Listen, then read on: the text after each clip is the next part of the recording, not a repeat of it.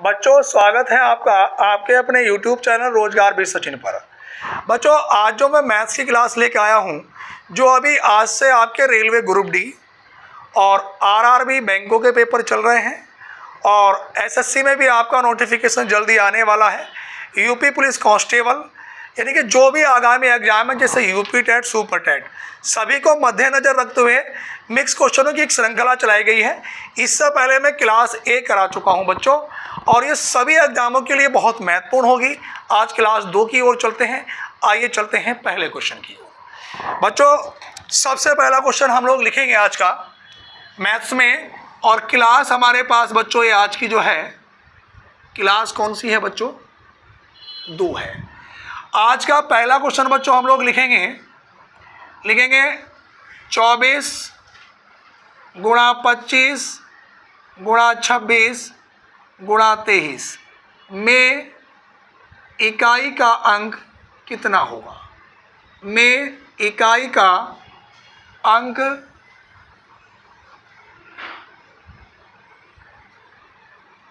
कितना होगा? बच्चों बड़ा अच्छा क्वेश्चन है। हर एग्जाम में आपके चाहे तो रेलवे ग्रुप डी का पेपर हो, यूपी टेट का हो, सुपर टेट का हो, एसएससी हो, मतलब कोई भी एग्जाम हो, एक सवाल इस तरह का आपको देखने में इकाई के अंक का मिल जाता है।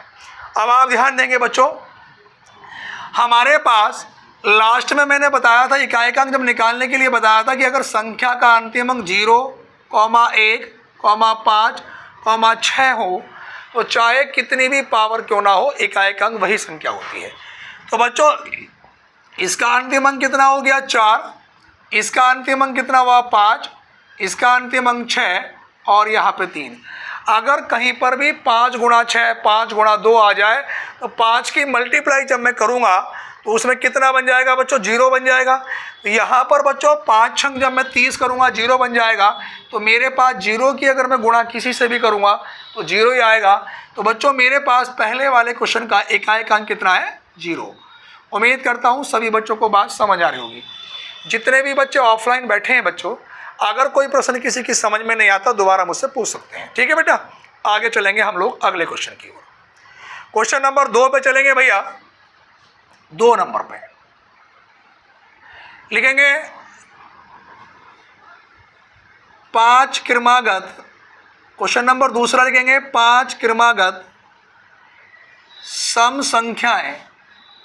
5 क्रमागत सम संख्याओं का औसत 33 है। सवाल ये है बच्चों, 5 क्रमागत सम संख्याओं का औसत 33 है, इनमें सबसे बड़ी संख्या ज्ञात करें। सभी विद्यार्थी लिखते चलें बेटा सवाल, इनमें सबसे बड़ी संख्या ज्ञात करें। बड़ी संख्या क्या होगी? सवाल यह है कि 5 क्रमागत सम संख्याओं का औसत 33 है, तो इनमें जो सबसे बड़ी संख्या है बच्चों वो क्या होगी? अब ध्यान दो बच्चों, मैंने आपसे बताया था संख्या कौन सी है? क्रमागत। और क्रमागत संख्या क्या होती है? कंटिन्यू, लगातार। और औसत क्या बताया था बच्चों मैंने? औसत होता है जो बीच की संख्या होती है, मध्य की, अगर उनका अंतर इक्वल है, सेम है, बराबर है, तो बीच वाली संख्या ही बच्चों क्या कहलाती है? एवरेज कहलाती है, औसत कहलाती है। संख्याएं कितनी है? 5। तो बच्चों देखो ध्यान दो, औसत कितना है? 33।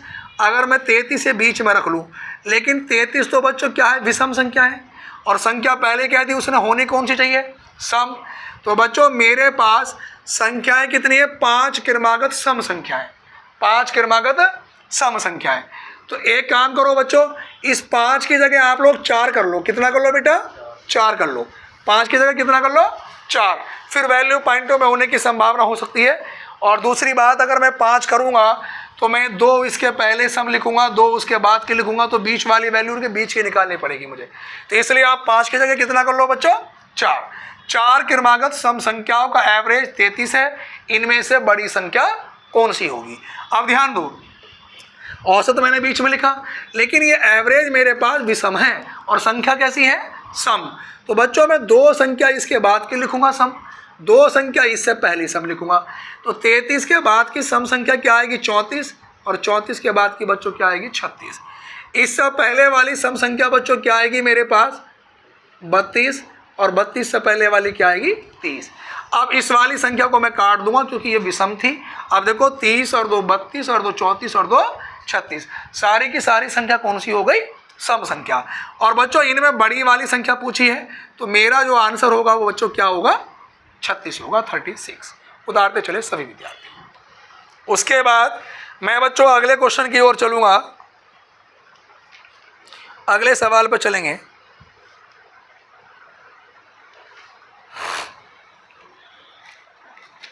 जी कॉपी कर लिया भैया सबने। चलो सवाल नंबर 3 के बाद बेटा मैं चलूंगा क्वेश्चन नंबर 2 के बाद सॉरी 3 पर, तीसरे नंबर के क्वेश्चन पे। क्वेश्चन नंबर 3 पे हम लोग चलेंगे बच्चों, लिखेंगे संख्या 5 6 7 8 9 में लिखेंगे 5 के स्थानीय मान, 5 के स्थानीय मान व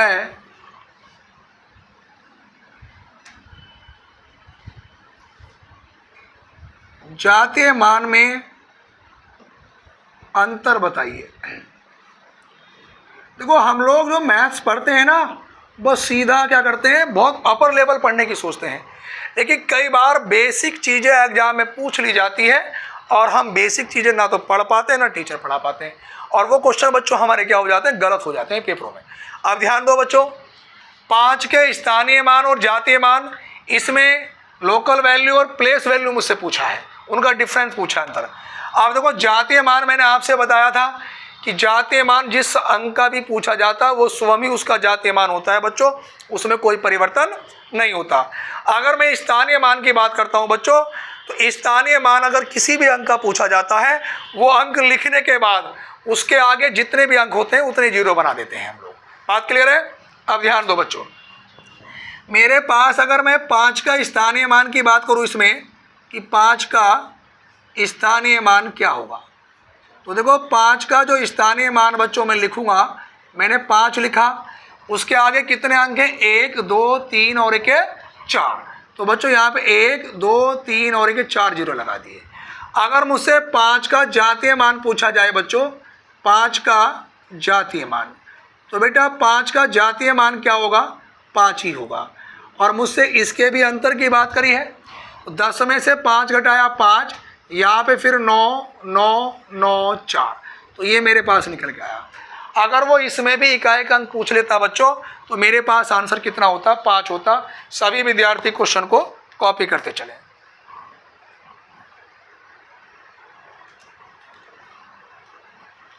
उतारते चले भैया सभी विद्यार्थी सवाल को जल्दी से।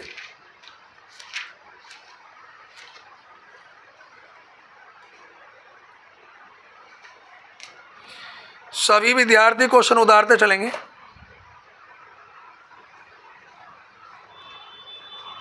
कॉपी कर लिया सबने भैया?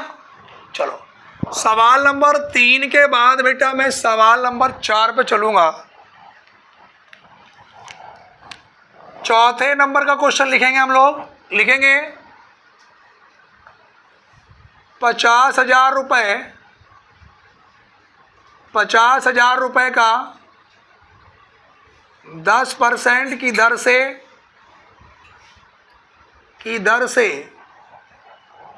2 वर्ष का चक्रवृद्धि ब्याज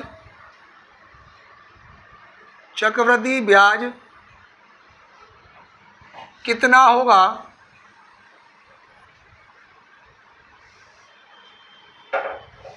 होगा जबकि ब्याज वार्षिक देय हो। बड़ा अच्छा क्वेश्चन है बच्चों। 50,000 रुपये का 10% की दर से 2 वर्ष का कंपाउंड इंटरेस्ट चक्रवृद्धि ब्याज क्या होगा जबकि ब्याज क्या हो बच्चों वार्षिक देय हो। अब मैंने बच्चों आपको सवाल बताए थे इसमें देखो ध्यान दो बच्चों, जब मैं क्वेश्चन को सॉल्व करूंगा बच्चों तो मेरे पास दर कितने परसेंट है बच्चों? 10%। कितने परसेंट है? अगर मैं 10% के फ्रैक्शन करूंगा बेटा तो 10 ही का ना 10 दाई, तो 10 से कितनी हो गई? 11। तो बेटा ये 10 से कितना हुआ? 11। कितने साल हैं? 2 साल। फिर अगले साल के लिए भी 10 से 11, 10 का वर्ग 10 दाई 100, 11 की गुणा 11 से करी 121। ये वाली जो वैल्यू है बच्चों मेरे पास मूलधन निकल के आती है, और ये वाली जो वैल्यू है बच्चों मेरे पास क्या निकल के आती है? अमाउंट, यानी कि जिसे मैं क्या बोलता हूँ? मिश्र धन बोलता हूँ। बात क्लियर हो रही है? अब यहाँ पे ध्यान दोगे बच्चों, हमारे हिसाब से मूलधन कितने रुपए है? 100 रुपये। उनके हिसाब से मूलधन कितना है? 50,000 रुपये। तो मैं कहूँगा बेटा इस 100 रुपये की वैल्यू कितने के बराबर है? 50,000 के। तो 1 यूनिट की वैल्यू 50,000 बटे में कितना बच्चों? 100। तो यहाँ पे ये दोनों जीरो से जीरो कट गए, तो 1 यूनिट की वैल्यू कितने के बराबर आ गई? 500 के बराबर आ गई। किसके बराबर आ गई? और मुझे एक बात बताओ, मिश्रधन माइनस का मूलधन ही तो चक्रवृद्धि ब्याज होता है। इन दोनों का अंतर कितने का हो गया बेटा? 21 का। जब 1 यूनिट की वैल्यू 500 के बराबर, तो 21 की वैल्यू 500 से गुणा करूंगा मैं, तो 2 जीरो के तो जीरो लगेंगे ही लगेंगे। 5 ही का ना 5 और 5 दूनी 10। तो कितना निकल के आ गया बच्चों? 10,500 रुपये। 2 जीरो तो लगेंगे लगेंगे, 5 ही का ना 5 और 5 दूनी 10। तो मेरा सही आंसर क्या होगा बच्चों? 10,500 रुपये। कितने रुपए होगा बच्चों? 10,500 रुपये। उसके बाद मैं अगले क्वेश्चन पर चलूंगा बच्चों।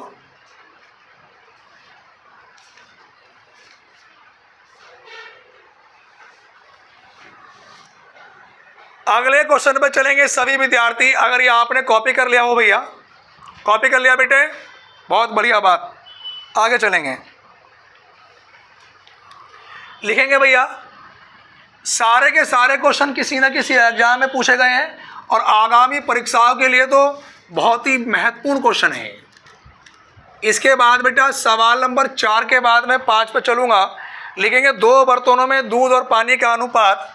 क्वेश्चन नंबर 5 लिखेंगे बच्चों, लिखेंगे 2 बर्तनों में, 2 बर्तन हैं, 2 बर्तनों में दूध और पानी का जो अनुपात है, लिखेंगे 2 बर्तनों में दूध और पानी का अनुपात 7:5 व 7:9 है। यानी कि 7:5 व 7:9 है। दोबारा से सुनेंगे सभी विद्यार्थी। 2 बर्तन हैं, उन 2 बर्तनों में दूध और पानी का अनुपात 7:5 व 7:9 के अनुपात में है। अगर दोनों बर्तनों को 1:1 में मिलाया जाए, अगर दोनों बर्तनों को 1:1 यानी कि 1:1 में मिलाया जाए, तो नए मिश्रण में दूध और पानी का अनुपात ज्ञात करें। नए मिश्रण में दूध और पानी का अनुपात ज्ञात करें। दोबारा सुनेंगे बेटा क्वेश्चन को। क्वेश्चन बड़ा बेहतरीन है। क्वेश्चन में कहा गया है कि 2 बर्तन हैं, उन 2 बर्तनों में दूध और पानी का अनुपात 7:5 व 7:9 में है। यदि उन्हें 1:1 के मिश्रण में मिलाया जाए, अनुपात में बनाया जाए, तो नए मिश्रण में दूध और पानी का अनुपात क्या होगा? अब ध्यान से सुनना बेटा, कई बार पेपरों में सवाल पूछा गया है बेटा। तो देखो ध्यान दो, मेरे पास बेटा ये एक तरफ दूध रख लिया मैंने, और एक तरफ बेटा मैंने रख लिया है पानी। अब ध्यान से सुनना, दूध और पानी कितने के अनुपात में है? 7:5। और उसके बाद बेटा 7 किसके अनुपात में है? 9 के। बड़ा बेहतरीन तरीका बता रहा हूँ। 7 और 5 का टोटल करा तो कितना आया? 12। और 7 और 9 का टोटल करा तो कितना आया? 16। अगर मैं 12 और 16 का बच्चों एलसीएम ले लूँ, एलसीएम लेस है, तो कितना आ गया? 48। क्योंकि मुझे बनाना किसके अनुपात में है? 1:1 के। तो 12 को 48 बनाने के लिए कितने से गुणा करूँगा? 4 से। और 16 को 48 बनाने के लिए कितने से गुणा करूँगा? 3 से।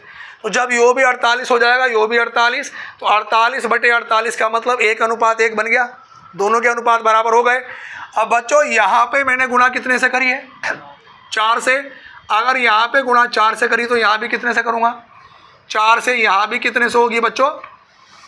यहाँ पे गुणा कितने से करी? 3 से। तो यहाँ भी गुणा कितने से होगी? 3 से। तो बेटा इसमें भी गुणा कितने से होगी? 3 से। अब मुझे एक बात बताओ, अनुपात तो बराबर हो गया, नहीं हो गया?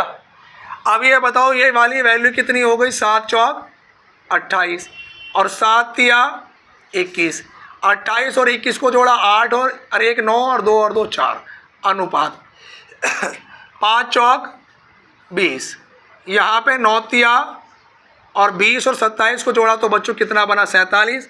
तो नए बर्तन में दूध और पानी का जो अनुपात होगा वो 49 अनुपात कितना होगा? 47 होगा। पानी रखें। नए बर्तन में दूध और पानी का जो अनुपात होगा बच्चों वो कितना होगा बेटा? 49 अनुपात 47 होगा। जल्दी से सभी विद्यार्थी कॉपी करें क्वेश्चन को।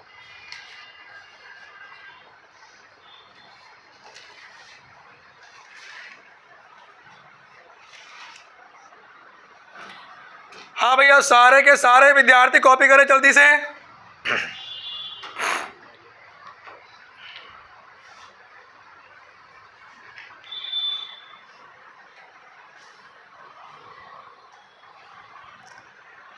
सभी क्वेश्चन बेटा एग्जाम में आए हुए हैं। 5 सवाल हो गए बेटा, इसके बाद 5 सवाल और कराने हैं। 10-10 क्वेश्चनों की श्रृंखला चला रखी, धीरे धीरे इसको बढ़ा देंगे। अगले क्वेश्चन में चलेंगे। हाँ अच्छा, असल में स्पीड से मतलब हमें इस क्वेश्चन को रिपीट करना है। तो देखो बेटा, रिपीट के लिए दोबारा सुनो। जो विद्यार्थी कह रहे हैं सर क्वेश्चन को रिपीट करना है, भैया 2 बर्तन हैं, उन 2 बर्तनों में दूध और पानी का जो अनुपात है बेटा वो कितना है? 7:5 और 7 अनुपात कितना है? 9 का। अब उन्हें कहा गया कि मिश्रण को 1:1 में बनाना है, तो नए मिश्रण का अनुपात क्या होगा? सही है ना? अब ध्यान से सुनना भैया, मेरे पास दूध और पानी का अनुपात कितना है? दूध का अनुपात कितना है? 7, पानी का कितना है बेटा? 5। फिर दूध का कितना है बेटा? 7, पानी का कितना है? 9। तो यहाँ पे क्या काम करा गया बेटा? बोर्ड पर ध्यान दो, मैं क्वेश्चन को दोबारा से समझा देता हूँ बेटा। लाओ बेटा,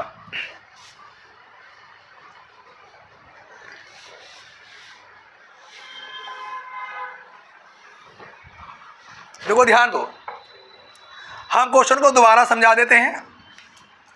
देखो बेटा, दूध है एक तरफ और एक तरफ क्या है बेटा? पानी।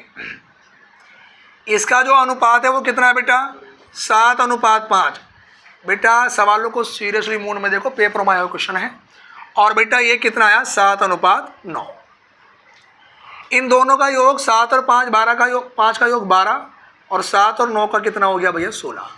मुझे अनुपात कितना बनाना बेटा? 1:1 का। तो 1:1 बनाने के लिए बेटा यहाँ पे 12 और 16 का मैंने एलसीएम लिया तो कितना हुआ बेटा? 48 हुआ। तो मुझे इसको भी 48 बनाना, इसको भी 48। तो 12 को 48 कब बन सकता है? जब गुणा 4 से कर दूँ। 12 चौक 16 का 48 कब बन सकता है? जब गुणा कितने से कर दूँ? 3 से। अगर यहाँ पे गुणा 4 से करी तो बेटा इसमें भी गुणा कितने से होगी? 4 से। और इसमें भी गुणा कितने से होगी? 4 से। यहाँ पे गुणा अगर बेटा 3 से करी तो यहाँ भी 3 से, और इस वाले में भी गुणा कितने से होगी? 3 से। अब ये अनुपात निकल के आ जाएगा, ये वाली वैल्यू 7 चौक 28 और ये वाली वैल्यू बेटा 7 तिया 21। इसका मैंने टोटल करा तो कितना आया? 49 अनुपात। ये वाला बेटा 5 चौक 20 और ये 9 तिया 27। 20 और 27 कितना हो गया? 47। तो मेरा जो फाइनली आंसर बना बच्चों वो कितना बना? 49 अनुपात 47। अगले क्वेश्चन की ओर चलेंगे हम, सवाल नंबर 6 की ओर।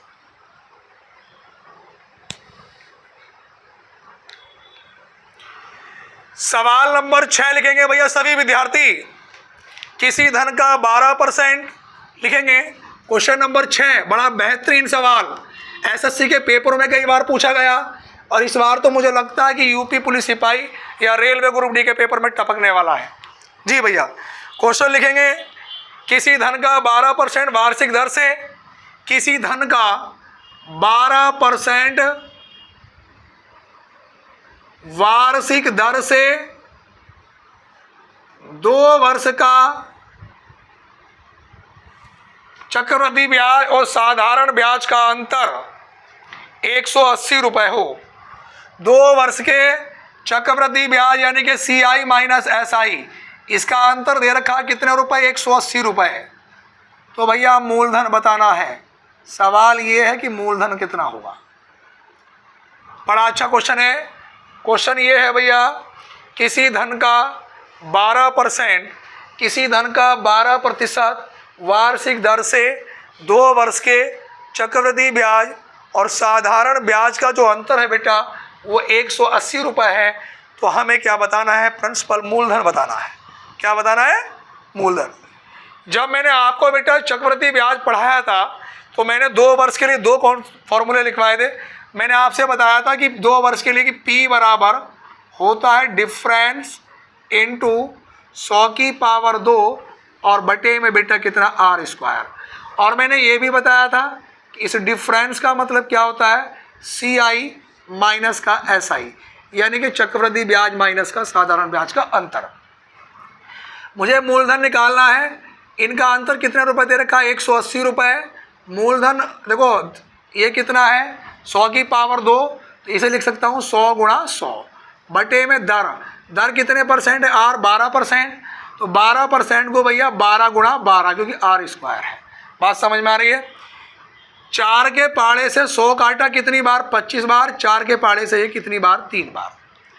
अब बेटा फिर मैंने देखो ध्यान से सुनना, 3 के पाड़े से मैंने इसे काटा तो 3 छंग 18 कितनी बार कटा? 60 बार। और 12 के पाड़े से 12 पंजे 60। तो P की वैल्यू कितनी आ गई? 5 गुणा 100 और गुणा कितना बेटा? 25। तो ये मेरे पास कितना निकल के आ गया? 100 पंजे 500 गुणा 25। तो ये 25 0 का 0, 25 0 का 0 और 25 पंजे 125। तो मूलधन कितने रुपए आ गया? 12,500 रुपये निकल के आ गया। 12,500 रुपये। बात समझ में आ रही है? 12,500 रुपये मूलधन निकल के आ गया।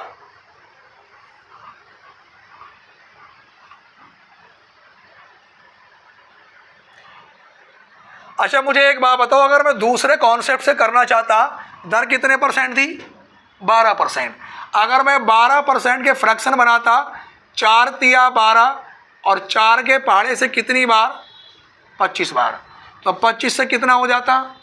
28 हो जाता। और कितने साल के लिए है? 2 वर्ष के लिए। बेटा 25 का वर्ग कितना होता है? और 28 का वर्ग बताओ।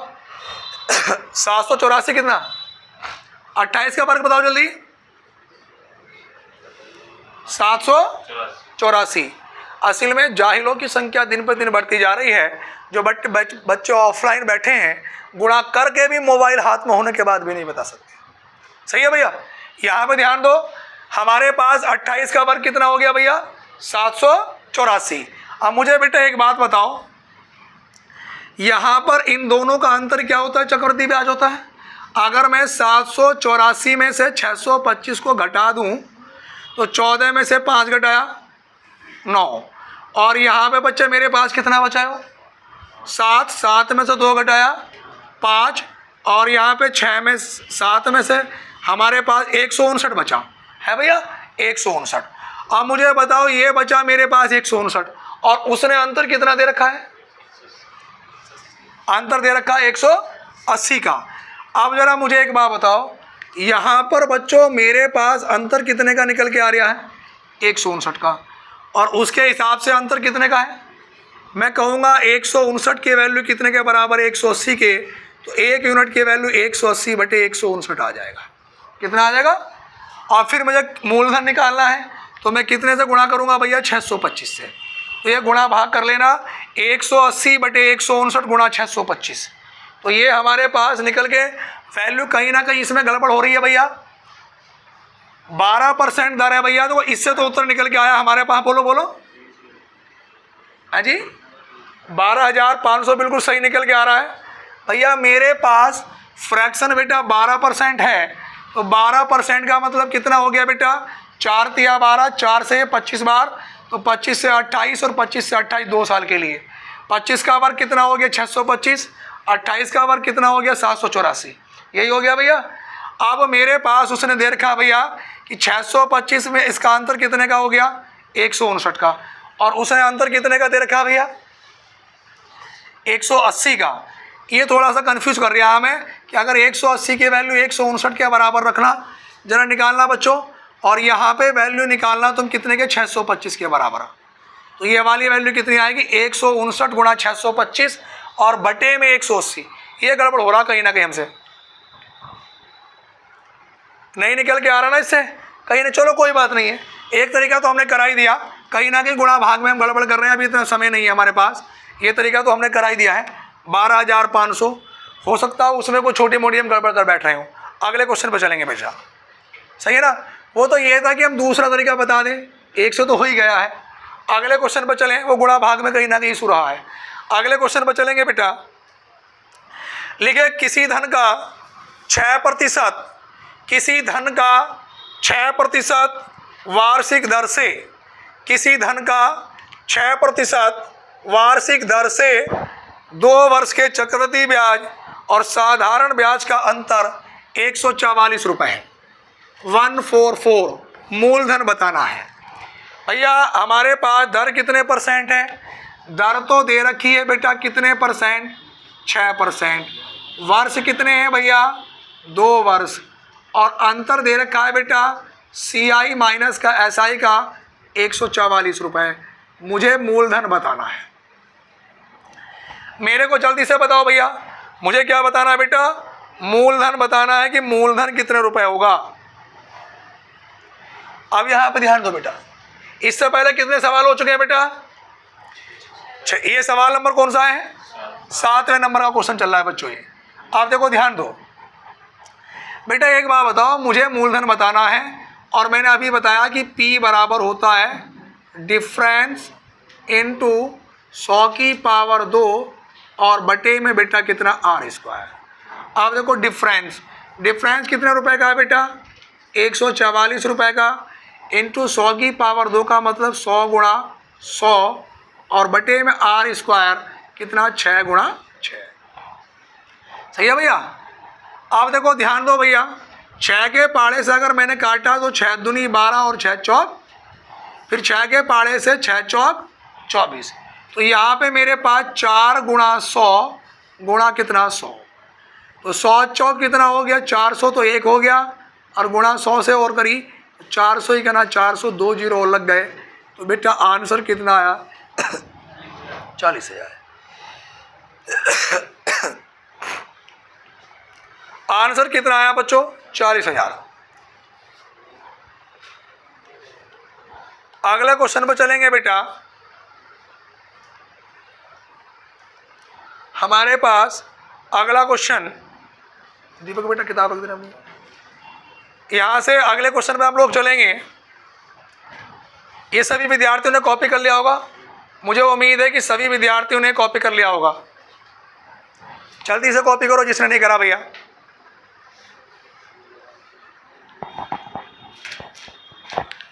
जी, सवाल 7 कंप्लीट हो चुके हैं बेटा। इसके बाद मैं सवाल नंबर चलूँगा बच्चों 8 की ओर। 8 नंबर के क्वेश्चन पर चलूँगा बच्चों। 8 नंबर का क्वेश्चन लिखेंगे सभी विद्यार्थी, लिखेंगे यदि 25A + 25B बराबर 115। क्वेश्चन लिखेंगे यदि, सवाल नंबर 8 लिखेंगे बच्चों। 8 लिखेंगे यदि 25A + 25B बराबर 115 हो तो A तथा B का औसत कितना होगा।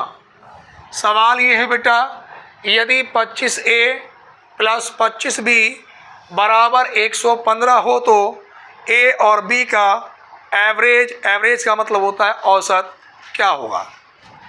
यहाँ पे आप बच्चों ध्यान दो बेटा, मेरे पास इसका मुझे औसत बताना है।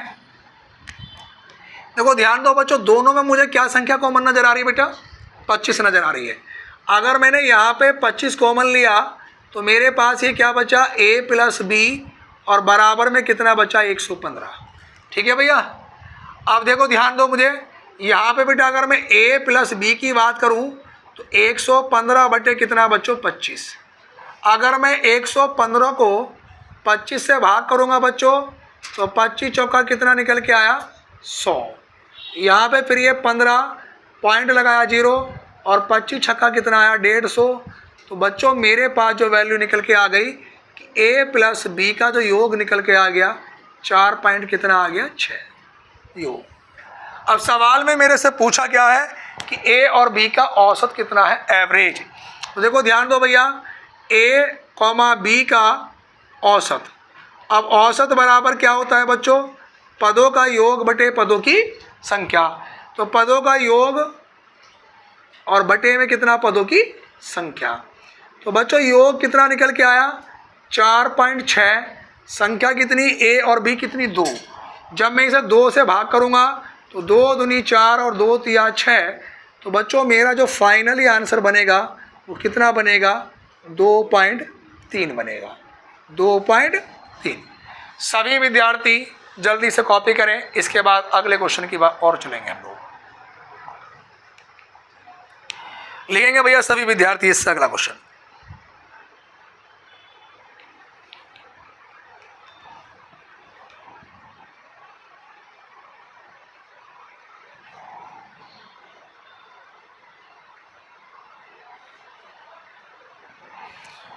लिखेंगे अगले क्वेश्चन पर चलेंगे भैया। यहां तक अगर सबने कॉपी कर लिया हो सवाल,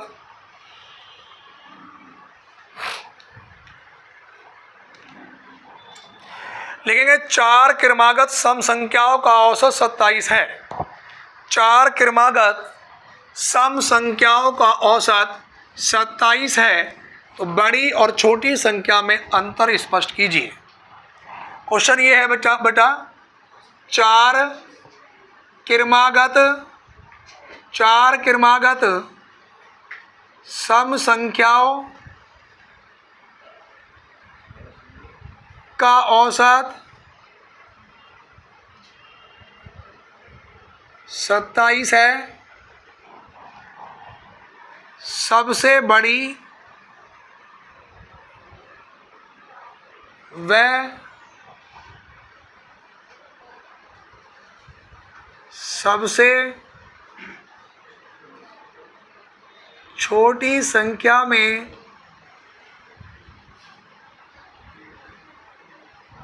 अंतर बताइए या अंतर स्पष्ट कीजिए। बेटा कौन से नंबर का क्वेश्चन है बेटा ये, 9 नंबर का। इससे पहले 8 सवाल हो चुके हैं बेटा, क्वेश्चन नंबर 9 है ये।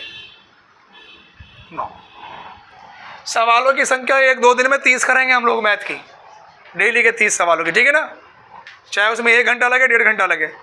अब देखो ध्यान दो, 4 क्रमागत सम संख्या है। मैं बार बार कह रहा हूँ बेटा, जो औसत होता है वो मिडिल की संख्या होती है, बीच वाली संख्या होती है। कौन सी होती है? अब संख्याएं कैसी हैं? सम। अब औसत कितना है? 27।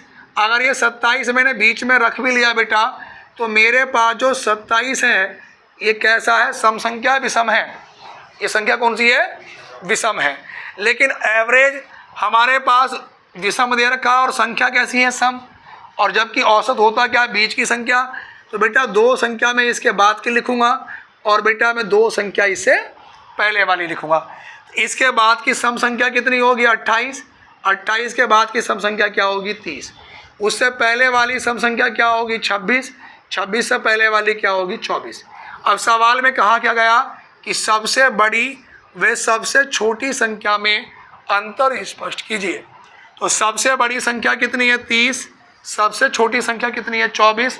30 में से 24 घटाऊंगा भैया, तो अंतर कितने का आ जाएगा बच्चों? 6 का आ जाएगा। बात क्लियर हो रही है सभी विद्यार्थी को? आगे चलें। मैं बार बार कह रहा हूं, जो भी विद्यार्थी ऑफलाइन बैठे हैं, किसी प्रश्न में कोई समस्या आ रही है तो बोल सकते हैं। आगे चलेंगे बेटा। इसके बाद अगले क्वेश्चन की ओर हम लोग चलेंगे। सभी विद्यार्थी कॉपी कर लें जल्दी से। लिखेंगे अगला क्वेश्चन, लिखेंगे भैया सवाल नंबर 10। सवाल नंबर 10 लिखेंगे बेटा, 10 नंबर लिखेंगे। शादी के समय, लिखेंगे सभी विद्यार्थी, शादी के समय एक औरत और उसके पति की औसत आयु 23 वर्ष थी। शादी के समय एक औरत और उसके पति की औसत आयु 23 वर्ष थी। शादी के समय एक औरत और उसके पति की औसत आयु 23 वर्ष थी। 5 वर्ष बाद उनके पास 1 वर्ष का बच्चा है।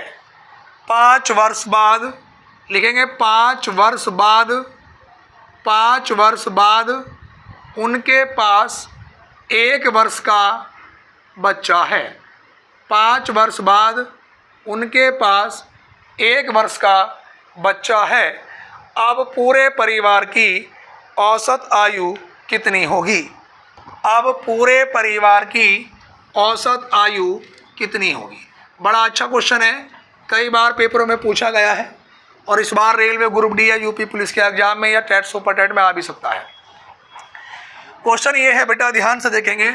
सवाल ये है कि मेरे पास कि एक परिवार में एक औरत और उसके पति की जो औसत आयु है वो कितनी है? 23। जब मुझे एक बात बताओ, मैंने आपको एक फॉर्मूला बता रखा है बच्चों कि योग बराबर क्या होता है बच्चों? औसत गुणा संख्या। अब मुझे एक बात बताओ, औसत गुणा संख्या। अब कैंडिडेट कितने हैं? 2 है ना भैया, एक तो पति है और एक कौन है? पत्नी। तो कितने कैंडिडेट हो गए? 2। इन 2 का अगर मैं योग निकालूं, औसत कितना दे रखा है भैया? 23। और संख्या कितनी है बेटा? 2। तो यानी कि पति और पत्नी का जो योग आया, पति प्लस पत्नी, इन दोनों का जो योग आया बेटा निकल के कितना आ गया? 46 वर्ष का आ गया। अब उस सवाल में उसने देखो क्या कहा, कितनी बढ़िया बात कही कि 5 साल के बाद उन दोनों के पास 1 साल का बच्चा है। तो 5 साल बाद, तो 5 साल पति की बड़ी होगी तो 5 साल पत्नी की भी बड़ी होगी। तो भैया 5 साल के बाद तो 5 साल तो बड़ी होगी किसकी? पति की। और 5 ही बड़ी होगी किसकी? पत्नी की। और 1 साल का क्या हो गया? बच्चा। तो कुल मिला के 11 साल बढ़ गई। पहले इनका योग कितना था? 46। अब कितना हो गया? 57। अब बेटा एक बात बताओ, पहले जो योग था वो पति पत्नी कितने कैंडिडेट का था? 2 का। अब पति पत्नी और एक यह वाला कौन बढ़ गया? बच्चा। तो बेटा योग कितने का हो गया? 3 का। अब पूरे परिवार का एवरेज पूछा है, औसत आयु। अब बेटा मैं पूरे परिवार की औसत आयु निकालूंगा, तो ध्यान से देखना कि औसत बराबर क्या होता है? पदों का योग बटे पदों की संख्या। तो पदों का योग कितना निकल के आ गया? 57। पदों की संख्या कितनी आ गई? 3। 3 के पाड़े से काटूंगा बेटा, 3 का ना 3, बचा कितना मेरे पास यहाँ पे? 2 और 3 नम 27। तो पूरे परिवार की जो औसत आयु निकल के आ गई बेटा, वो कितने वर्ष आ गई? 19 साल आ गई। अभी जाना किसी विद्यार्थी को नहीं है, 1-2 क्वेश्चन अभी और हो जाएंगे। सही है ना? आगे ध्यान देंगे बेटा। जरूरी नहीं कि 10 ही कराने, ज़्यादा भी करा सकते हैं। ये संख्या 1-2 दिन में 30 कर दूंगा मैं, क्वेश्चन नंबर 30 कर दूंगा मैं इसमें। चलते रहो आगे। 30 नंबर में ये हो जाएगा कि मैं क्या काम करूंगा बच्चों, आप लोगों की सुविधा के लिए मैं हर टॉपिक से एक 2 सवाल लिख लूँगा। तो उसमें 30 के 30 सवाल डेली करा दिए तो हर टॉपिक का रिवीजन हो गया। बात समझ में आ रही है भाई? मुँह जबानी तो प्रॉपर सारे क्वेश्चन याद नहीं रह सकते, तुम्हें भी पता है इस बात का। अगले क्वेश्चन पे आओ भैया। स्मार्ट बोर्ड तो है नहीं, गरीब आदमी छोटे से, तो बस आप लोगों को सपोर्ट करनी है भैया। ज़्यादा से ज़्यादा वीडियो को शेयर करना, बिल्कुल रेल पेल कर देनी वीडियो। आगे चलो भैया, अगले क्वेश्चन पर चलेंगे भैया। हाँ भाई, अगले क्वेश्चन पे आएंगे बेटा जी। सभी विद्यार्थियों ने 10 सवाल कर लिए बेटा। 10 सवाल के बाद अगले नंबर के क्वेश्चन पे हम लोग चलेंगे।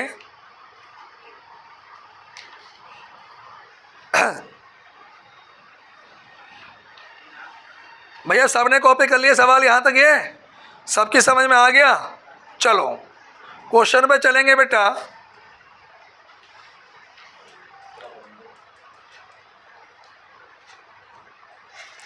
लिखेंगे 20%, 10% और 5%। अगला क्वेश्चन लिखेंगे क्वेश्चन नंबर 11 लिखेंगे 20%, 10% और 5% के समतुल्य बट्टा क्या होगा? समतुल्य बट्टा क्या होगा? और देखो टॉपिक बढ़िया है, यहाँ से भी पेपरों में सवाल पूछे जाते हैं। 20% और उसके बाद बेटा 10% और 5% के समतुल्य बट्टा क्या होगा। अब आप ध्यान दो बच्चों, मैंने आपसे बताया बट्टा अपने आप में डिस्काउंट होता है, छूट। आप दुकान पे गए, दुकानदार बोला भैया ये पैंट 1000 रुपये की है और मैं 20% की छूट कर दूंगा। जो 20% की छूट करी बच्चों, तो वो क्या है, बट्टा ही है। क्या है हमारे पास, वो बट्टा। अब ध्यान दो बेटा, यहाँ पर सबसे पहले मैं लिखूंगा 100 लिखूंगा गुणा में, पहला बट्टा 20% है तो ये 80/100, फिर 10% है 90/100, फिर 5% है बच्चों तो 95/100।